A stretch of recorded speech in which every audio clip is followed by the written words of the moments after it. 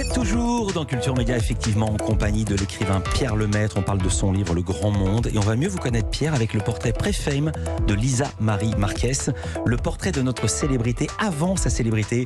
Bonjour Lisa Marie. Bonjour Philippe, bonjour Pierre Lemaitre. Bonjour. Vous êtes le maître des best-sellers, le roi de la surprise. Oh là là. Vos romans sont traduits dans une trentaine de langues, adaptés à l'écran. Non, vous avez déjà... C'est 42 langues. 42 langues. Voilà.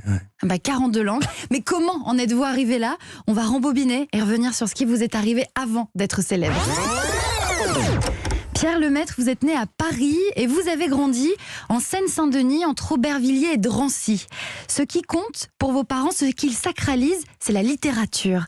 Dès la création de la collection Livres de poche, votre maman fait l'acquisition de tous les romans qui paraissent dans ce petit format, tous les 15 jours. Et puis elle les range méticuleusement sur une étagère, elle les classe par numéro. Et vous les lisez religieusement, vous aussi? Oui, c'était très permissif parce que mes parents n'avaient aucune censure et on lisait les livres dans l'ordre où ils arrivaient ou à peu près. Et puis quand il y a eu beaucoup trop de livres pour les lire dans l'ordre, on piochait dedans sans aucun interdit. Et juste un mot, l'appartement d'Aubervilliers, il paraît qu'on le retrouve dans ce livre. Oui, c'est le premier appartement dans lequel Jean et Geneviève vont vivre, absolument. D'accord, tout à fait. c'est votre appart. Oui, c'est celui dans lequel je suis né. Voilà. Pierre Lemaitre, un autre souvenir de votre enfance, lorsque vous avez une dizaine d'années, vous accompagnez le jeudi parfois votre papa qui est représentant et un jour il vous emmène voir l'arrivée du Tour de France au vélodrome du Parc des Princes et je crois que c'est un souvenir qui vous marque beaucoup. Oui, je sais pas comment vous savez ça. Elle sait beaucoup de choses, Lisa Marie. Oui, vous savez tout. Écoutez, c'est un souvenir qui me marque parce que je n'ai aucun souvenir de l'événement de l'arrivée du Tour de France, mais j'ai le souvenir très vivant du moment où mon père ouvre son portefeuille et sort le seul billet dont il disposait, parce que c'était une famille très modeste, et payer 2 places pour l'arrivée du Tour de France, c'était vraiment un budget. Il le fait avec le dernier billet qu'il a, et franchement, je me souviens pas de l'arrivée du Tour de France, mais je me souviens du geste. Il a été représentant, votre père, avec une 4 chevaux. Représentant de commerce. Avec une 4 chevaux. Il avait une dauphine, monsieur. Voilà. Une dauphine. Parce que Jean, dans le livre, il a une 4 chevaux, il est représentant, donc j'ai l'impression qu'on retrouve des fils de votre histoire partout. C'est dingue. Un peu. À l'école, Pierre Lemaitre, vous tournez en rond, vous ne trouvez pas votre place, alors vous arrêtez à l'âge de 16 ans et vous devenez trieur de paquets à la poste.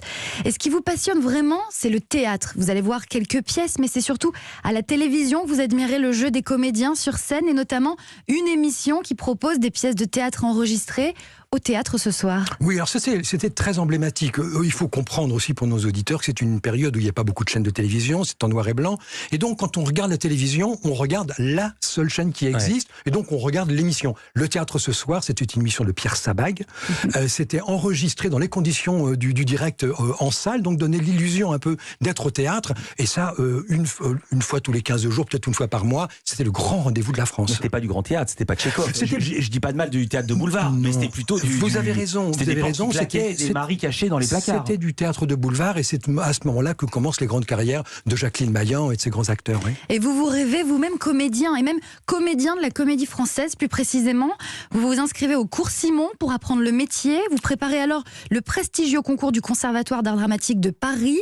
Mais le jour du concours, vous prenez peur, pris d'une sorte de crise de légitimité et vous ne vous présentez finalement pas. Oui, c'est une constante un petit peu dans ma vie et dans ma carrière, cette crise de légitimité qui tient à mon avis à 2 choses. Au fait que je viens de milieux très modestes et que j'étais destiné à fréquenter des milieux qui n'étaient pas le mien. On parlait de Bourdieu tout à l'heure incidemment, mais c'est encore un petit peu le cas. Dans ces cours, je rencontrais la petite bourgeoisie. C'était pas du tout mon milieu. Pardon de vous dire ça, je vous en prie. Pour reprendre du Bourdieu, les milieux très modestes, ils n'ont pas 400 livres à la maison, ils en ont aucun. Ouais, ça dépend des livres. C'était pas le bas du bas. Les milieux modestes. Non, les milieux modestes des années 55 achetaient le livre de poche. Ils les lisaient pas forcément, mais enfin ça faisait quand même. Je vais vous dire, c'était Bourdieu d'autant plus que en fait on empruntait l'emblème de la classe sociale supérieure. Au fond, les bourgeois lisaient, donc les ouvriers singeaient un petit peu la culture bourgeoise en le lisant eux-mêmes. Voilà, vous faites référence au livre de Bourdieu, La Distinction, que je conseille à tout le monde. Pierre Lemaitre, vous partez alors faire l'armée. À votre retour, vous reprenez vos études, des études de psychologie, et vous retrouvez le théâtre en exerçant le métier de directeur de théâtre municipal à Gagy. À Gagny, dans la Seine-Saint-Denis, ouais. Puis vous devenez enseignant dans la formation professionnelle des adultes, des fonctionnaires municipaux. Vous enseignez la littérature à des bibliothécaires. Parmi vos inspirations, Pierre Lemaitre, le livre qui a changé votre vie, c'est un texte de Louis Guillou qui s'appelle Compagnon au pluriel. Une histoire très simple qui qui raconte la mort d'un ouvrier avec une émotion puissante qui vous touche particulièrement. Au-delà de vous marquer, je crois que c'est ce livre qui vous a fait devenir romancier. Oui, certainement. Camus disait « Je défie quiconque de lire ce livre sans pleurer à la fin ». C'est un livre d'une économie narrative merveilleuse, extrêmement économique, qui raconte une histoire extrêmement simple, mais avec des mots si justes, avec une émotion si retenue, mais si palpable, que vous arrivez à la fin et c'est absolument déchirant. Et je dois dire que c'est intéressant parce que ce texte est à mi-chemin entre la littérature et le théâtre. La première fois que j'ai connu ce texte, je l'ai entendu au théâtre, dit par un comédien. Et donc pour moi, c'est vraiment la fusion de la littérature et de la scène. Et puis Pierre Lemaitre, à force de décortiquer pièce par pièce des romans dans le cadre de votre travail, vous vous mettez à élaborer vos propres histoires. Vous osez un jour enfin montrer vos écrits à Pascaline, celle qui est devenue votre femme et qui croit dur comme fer à votre plume. Elle vous pousse à photocopier vos manuscrits pour aller les présenter à des éditeurs. Ce que vous faites, vous déposez 22 manuscrits et vous obtenez 22 lettres de refus. Oui, c'est ce qu'on appelle carton plein. Ouais. Carton plein. Mais ça vous arrête pas? Mais non, mais un petit Enfin, moi, ça m'arrête, mais pas elle. Non, c'est ça. Mais un petit miracle se produit. Les éditions du Masque vous rappellent et publient votre premier roman, Travail soigné, qui remporte le prix du premier roman du Festival de Cognac. Vous décidez alors de vous consacrer à l'écriture, de vivre de votre plume. Cette plume, elle ne va plus s'arrêter d'écrire, avec un soin particulier placé dans la construction des personnages, du polar noir au roman historique ou d'aventure. Pierre Lemaitre, les lecteurs sont accrochés et ne décrocheront plus. La suite, on la connaît, et moi, je m'arrête là. Bravo. Merci beaucoup, Elisa Marie.